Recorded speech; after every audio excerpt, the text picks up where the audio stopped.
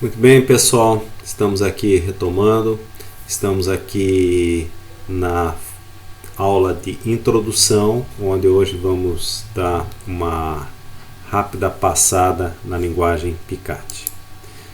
Bom, nós vamos ver um pouco de histórico, o contexto, um programa e recursos e como usar. Esse aqui, cada vez que tiver este gatinho aqui, a ideia aqui é um início de uma aula. Bom, a linguagem foi criada pelo Nengfa e usou em 2013. Ela veio como uma base de um Prolog chamado Bprolog, e a lógica de primeira ordem era o seu mecanismo de programação, assim como os outros demais Prologs. Só que agora o Picat já estendeu muito.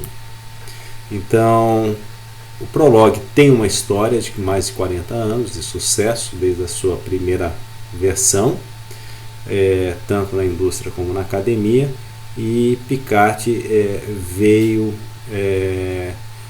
contemplar, né, e de alguma maneira eliminar as deficiências que o Prolog tinha.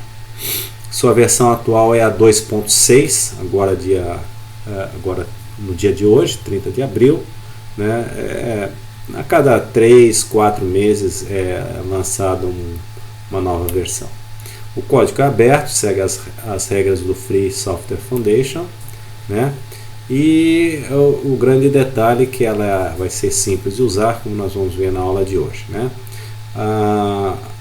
A principal, digamos assim, semelhança é, como já dito, Prolog, Bprolog e Gödel são linguagens de paradigma chamado lógico. E tem o imperativo e o funcional também, que torna ela um multiparadigma, por assim dizer, pois você consegue trabalhar numa versão funcional, consegue trabalhar numa versão imperativa, tá? Ok. Essa parte toda dessa teoria, ela está toda ela escrita aqui, então eu vou passar um pouco mais rápido para me prender mais na parte prática, que nós já vamos passar a seguir. Então, o paradigma é um conjunto de características, por assim dizer, e essas três visões lógicas, funcionais e procedural ou imperativa, o Picat contempla. Então, que nós chamamos de uma boa mistura. Quem gosta de Haskell vai se sentir confortável. Quem gosta de Prolog, idem. Quem gosta de Python também vai se sentir bem confortável com o Picat. Bom, a ideia de seguir regras com predicados de fatos e regras do Prolog aqui vai se manter. São cláusulas, a gente chama, né? Então por isso que um pré-requisito seria bem legal se a pessoa tivesse bons conhecimentos de lógica de primeira ordem. Se não tiver, também vai conseguir entender e acompanhar o curso. Fatos são chamados de cláusulas, sempre são verdades absolutas, depois nós vamos ver. Esse é o paradigma base de Prolog, de Picat. Bom, na parte funcional, né, como fosse uma avaliação de função matemática. Então, também nós vamos ver esse aspecto que Picat suporta bem, né? A questão da visão funcional também tem uma legibilidade muito boa quando você está lendo um código funcional. Então, esse fato da legibilidade, né, torna o Picat, por assim dizer, intuitivo. A sintaxe dele é simples, ele tem muitos predicados, que nós vamos ver já essa definição em algumas aulas, e, digamos assim, é legível, né, os seus códigos. A parte procedural é aquela que você tem uma estrutura de um programa principal, tipo main, da linguagem C, C++, e depois uma hierarquia. Picat também pode ser trabalhado nessa estrutura de hierarquia. Então, para simplificar e para, digamos assim, contentar todos, sempre um conceito de uma cláusula chamada main vai ser a principal, como nós já vamos ver no exemplo que virá a seguir. Muito bem, então a ideia de um conceito de if then, laços, impressões de saída, esse tipo de detalhes, uma linguagem tipo Prolog não tinha. E hoje, uma sintaxe muito semelhante às demais linguagens, Picat suporta tudo isso, então deixa com uma certa facilidade para qualquer pessoa aprender essa linguagem. Bom, então a leitura dela do código é muito fácil, né? Você vai lendo o código e vai analisando e vai entendendo o que se propõe aquele programa, e a velocidade também, ele passa por uma máquina virtual, ele compila numa máquina virtual e executa em seguida. Então, um procedimento análogo a Python e Java.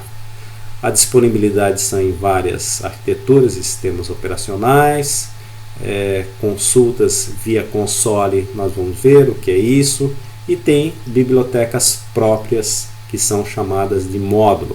Esses módulos a gente pode estar carregando ou descarregando, e isso vai dando um incremento ao repertório de comandos ou de regras que você tem disponível. Então, a mesma ideia de Haskell e suas bibliotecas, aqui nós temos os módulos de Picat. O que quer dizer o acrônimo de Picat? P vem de Pattern Matching. Isso aí é a ideia do casamento de padrão entre objetos. Então, são conceitos do algoritmo da unificação da linguagem de primeira ordem, da lógica de primeira ordem, perdão. O I vem de Intuitive, que é a ideia que nós temos estruturas de decisões, atribuição, laços, etc., análogo às linguagens populares existentes. O C vem de Constraint. Essa é a última seção que vai ser apresentada aqui nesse curso, né? E ali problemas mais difíceis são resolvidos com constraints.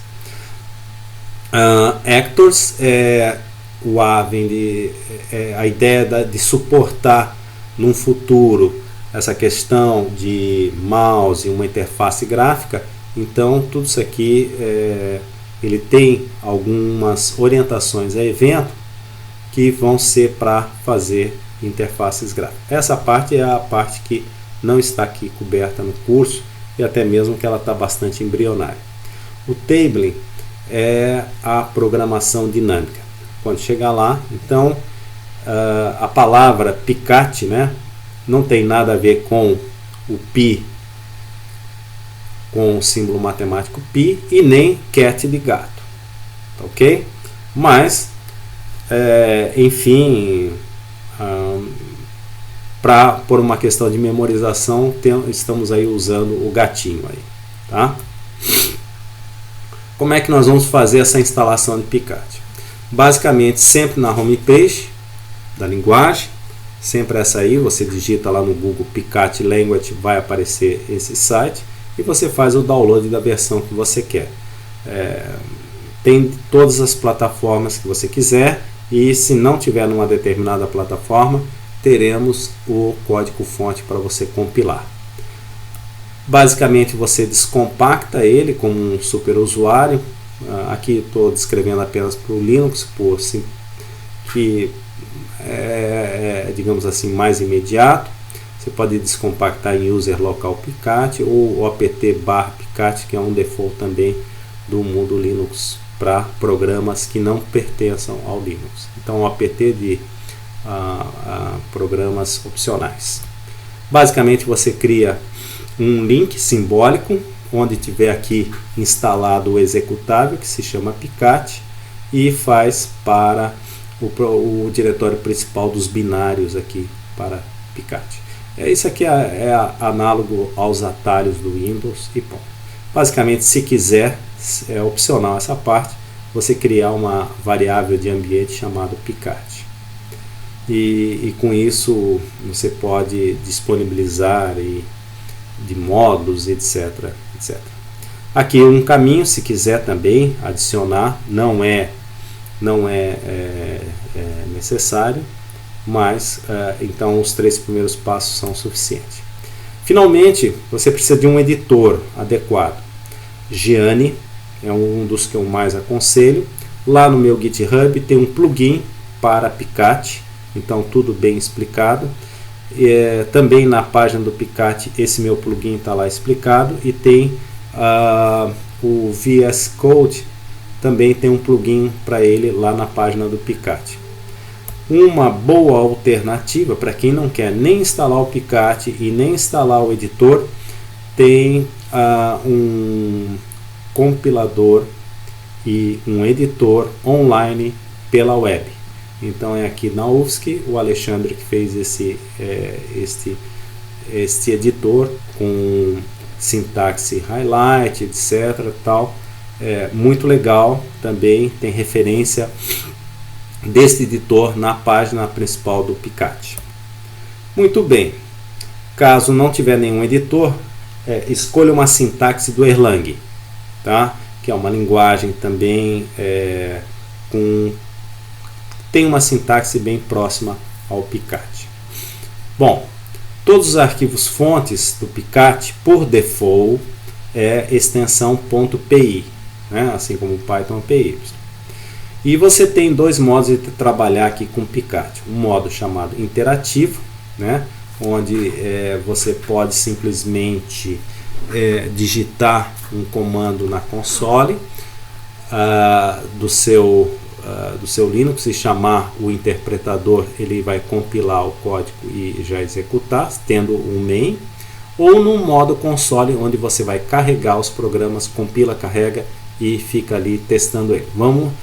Aqui é onde eu vou me perder um pouquinho mais de tempo, tá? Nesses 2 modos. Então não temos ainda um código 100% executável, né? Então nesse quesito aí, igualdade a Java, os Prologs, a Python, e nessa ordem de digamos assim, de como funciona. Bom, sempre todos os códigos que eu vou estar mostrando aqui, eles vão estar lá no meu GitHub aqui, certo? Nos fontes. Então, por exemplo, o programa aqui vai se chamar allomundo.py. O código fonte, basicamente, original era esse aqui, ó. Então nós temos aqui main, flechinha, mensagem 01, underscore mensagem 01, vírgula e mensagem 02. O que operacionalmente quer dizer isso aí? Quando esse código fonte aqui ele começar a ser executado, certo? Ele vai procurar o main. Então, executando a cláusula ou regra main, ele vai começar por mensagem 01. Desvia o fluxo do programa para a mensagem 01 e executa mensagem 01, que é o flechinha, certo? Printf allo mundo. Printf vem lá da linguagem C, perfeito, igualzinho à linguagem C. Então printf aspas allo mundo, fecha aspas, fecha parênteses, ponto. Então, diferente da linguagem C, que é um ponto e vírgula, aqui nós temos um ponto para encerrar a linha, para encerrar a cláusula em lógica. Mensagem 02, certo? Vem da mesma maneira. Barra N, quer dizer, salta de linha aqui no final. Então, a execução desse programa aqui, você tem de 2 maneiras, certo? Uma vez que você tenha o programa main aqui instalado. O main nesse código fonte aqui, ó, faz essa parte aqui todinha. Então, eu posso executar direto da console Linux, ó, Picate e o nome do código. Então, Picate é o nome do código, ele vai procurar o main e diz alô, mundo, fim, ponto, cifrão. Ok? Então, isso é o que a gente chama de modo console. Esse cifrão aqui é o default das consoles do Linux. Bom, então, basicamente você tem um editor, vai salvando e vai testando isso aí na console. É um esquema de desenvolvimento bem parecido a Python. Bom, no ambiente do interpretador, basicamente você vai digitar na console Picat e ele vai abrir um interpretador aqui dessa maneira aqui, ó. Então vai botar lá Picat, a versão do Picat, vai te avisar, olha, um help aqui, se você precisar de ajuda, e CL, ó, aqui tem um leve detalhezinho, alô mundo entre apóstrofo simples ponto. Esse ponto aqui é opcional, certo? Mas a ideia é ir se acostumando. Então, basicamente, ele vai compilar o código alô mundo e carregar para dentro do interpretador. Antes lá ele fez uma compilação e uma execução. Aqui eu compilo e carrego e deixo pronto num bytecode dele próprio para executar. Então, nesse caso aqui, se apareceu o yes, é que ele compilou tudo correto, certo? Se tivesse dado um erro, ele iria acusar aqui. É importante aprender a trabalhar desse método? Sim, nós vamos ver isso aí mais adiante. Então, basicamente, eu digito a cláusula main, eu tenho alô mundo, pois ele vai aqui executar a mensagem 1, vírgula, depois a mensagem 02. Então, vai escrever alô mundo, salta de linha, fim, salta de linha. Então, tem aqui, ó, escreveu alô mundo, saltou de linha, fim, saltou de linha e termina sempre com yes em caso de sucesso. Nesse momento aqui, nesse ambiente interpretado, eu posso simplesmente usar aqui a mensagem 02. Ó. Eu nem botei o ponto final, mas ele funciona sem o pontinho final aqui. Então aqui, ó, termina com yes também. Muito bem. Vamos aqui rapidamente passar esse código aqui no Gianni. Ó, esse código ele está aqui escrito. Vou dar uma breve aumentada aqui na tela, que eu acho que todos vão conseguir enxergar bem. Então está aqui, ó, o main, a mensagem 01, mensagem 02, printf. Aqui eu já adiantei, né? Não está na apostila, não estão no slides, mas são alguns detalhes, né? Por exemplo, eu posso criar uma cláusula chamada teste 01. Teste 01, pergunto quanto vale a divisão de 3,4. Vejam que esse sinal aqui de atribuição é bem parecido com o do Pascal. Picat vai ter uma outra atribuição que nós vamos chamar de unificação, que é sem esse dois pontinhos. Depois nós vamos explicar esse detalhe melhor. Mas quando é numa mesma cláusula e é como fosse assim uma variável local a ser instanciado naquela linha, dessa maneira aqui funciona bem. Então, basicamente, ó, o R vai receber 3 dividido por 4 e escrever writeLine e pular de linha. Então, resp, resposta, igual a R. Então, esse aqui é um padrão desse writeLine, certo? Então, temos mais um comando. Olha o if then aqui, ó. If then, if 8 maior do que 4, então escreva um R igual a 5. Esse R igual assim aqui, ó, vejam que já está sem os dois pontinhos, certo? Então aqui é uma outra instância mais forte. Nesse caso, não vai fazer diferença pontinho ou dois pontinhos, que é o caso desse exemplo 3 aqui também. X 2 pontinho 3, Y 2 pontinho 4 e a resposta 1R é igual a X mais Y. Então, feito aqui o uso desse editor, tá? Você sempre tem que tomar cuidado aqui qual o nome do código que você está usando. Olha, ele está em home, o caminho que ele está usando, etc. Esse tipo de coisa você tem que estar prestando bastante atenção. O nome do programa, aonde ele está, etc. Muita gente se perde nisso e aí, digamos assim, são detalhes. Bom, você vai para uma console, por exemplo, como essa daqui. Eu aconselho sempre manter duas consoles abertas. Aí, pronto. Duas consoles no mesmo diretório. Ó, pwd, ó, estou lá em principal CCS Picat. É exatamente o que vocês conseguem baixar diretamente aí do GitHub, tá?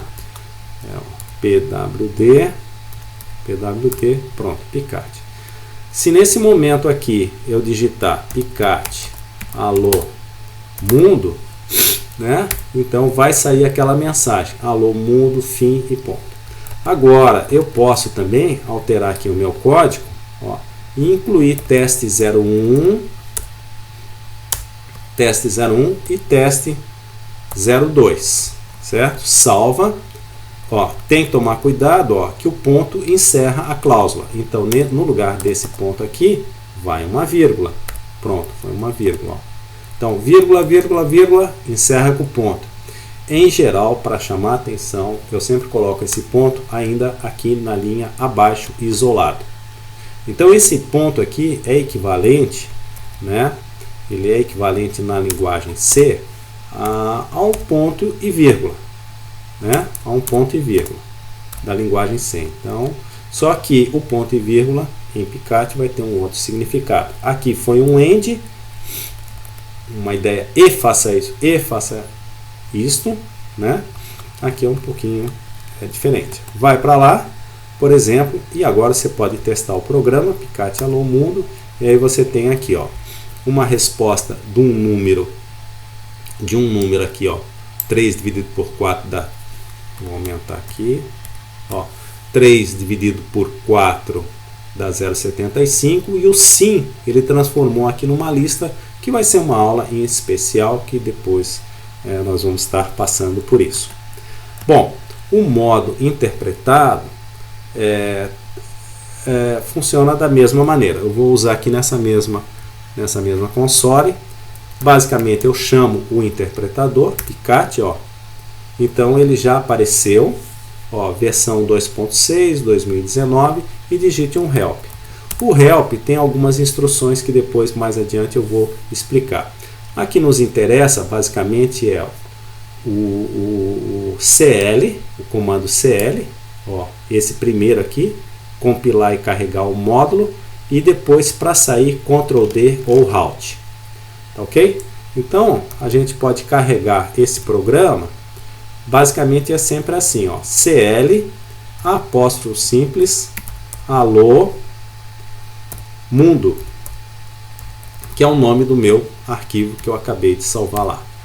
Ok? Não coloque a extensão PI, não deixe espaço. No Linux isso faz diferença, no Windows muitas vezes não. Ok? Se acostume a botar o ponto, eu sempre coloco o ponto. Botou o pontinho, e aí, vejam que deu um yes e não deu nenhuma mensagem aqui de warning. Se eu digitar o main, vai ter o mesmo resultado que teve anteriormente na console. Então eu estou dentro do interpretador, no modo console do interpretador.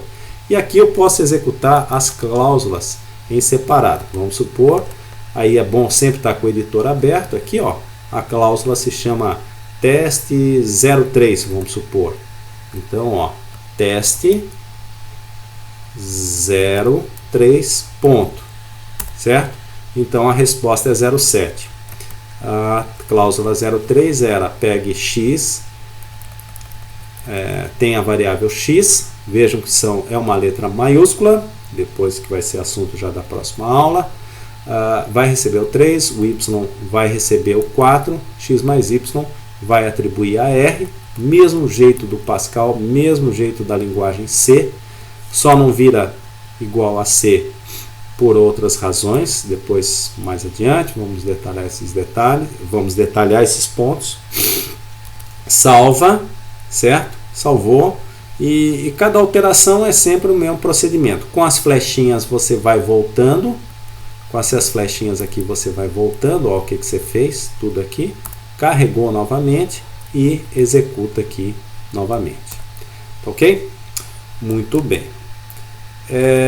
Tem uma meia dúzia de comandos dentro dessa console, ok? Então ele tem um interpretador chamado getLine, que é um padrão do mundo Linux para usar isso aí. Então esse getLine tem uns atalhos para você trabalhar.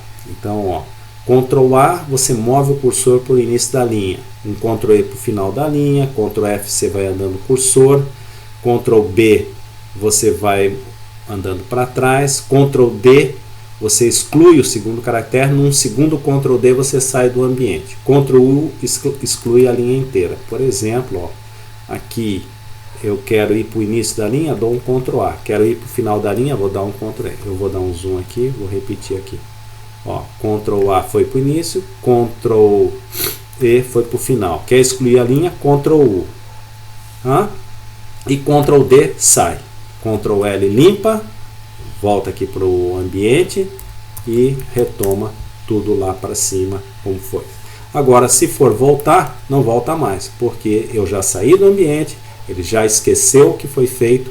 Agora você teria que dar CL, carregar e repetir toda a operação. Voltando, então já o ideal mesmo, você tem um Gianni, né, com seus plugins, mas tem que aprender aquele interpretadorzinho lá, que ele é bastante útil, o interno dele, né? E tanto no console, né, basicamente o que você tem que aprender, tanto o ambiente interpretado como a console do Linux, que é do Picate e o nome do programa. Os dois modos são importantes e você tem que usá-los simultaneamente. Depois nós vamos ver exemplos que um deles não detecta um erro e o outro dava pelo menos o aviso, né? Quando não tem erro, a ausência de erro é algo bem difícil de ver. Em dúvida, você pode digitar esse help, né? E essa primeira parte, essa primeira aula aqui, você pode rever com mais tempo, né? Então por isso que eu até mesmo fui, digamos assim, frisei pontos que não estavam. Então estão lá no YouTube também essa aula como complemento dessa primeira parte aqui. A próxima sessão é interessante que você já tenha esse ambiente agora aqui instalado no seu computador, até mesmo para você ter um aproveitamento melhor da evolução das aulas aqui no curso. Ok? Então vejo vocês na próxima aula, que vamos começar a falar em tipos de dados e variáveis, né? Então até lá, e vejo vocês com dúvidas até então, vão passando para mim e eu vou respondendo aqui dentro da plataforma. Ok? Então qualquer coisa estamos à disposição.